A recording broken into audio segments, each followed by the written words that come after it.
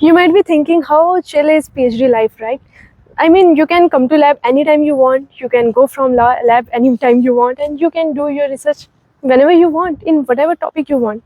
But there is one different part.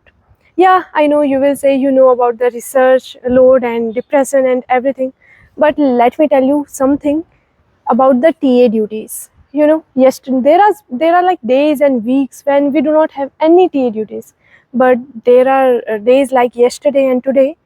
Like yesterday, 11 to 2 p.m. approx, I was having a duty. Then 2 to 4 p.m. I was having duty, and I took half-hour gap in which I had to run for the lunch.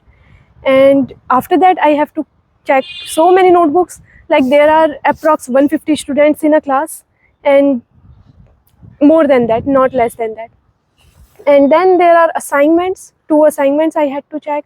The mid-sem copies in which you guys just wrote the doubts in the upper part, that also we need to check it again. And there are a lot of hectic works, and by the end of the day, when you get time for yourself, your whole energy is drained, so you cannot do your research work. So if you ever want to do PhD in life in near future, then just sit back and think once more, because this is something which no one, and not might even me, will tell you in the convocation day. And even this all, whatever I have told you, this was just of one personal TA.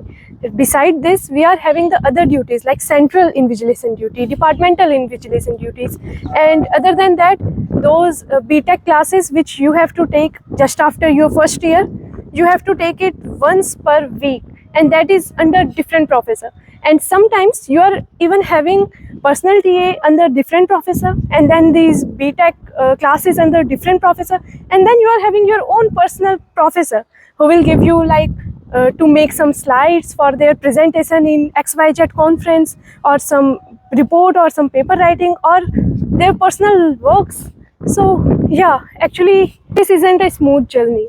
It is like mentally draining, exhausting, and sometimes feel endless.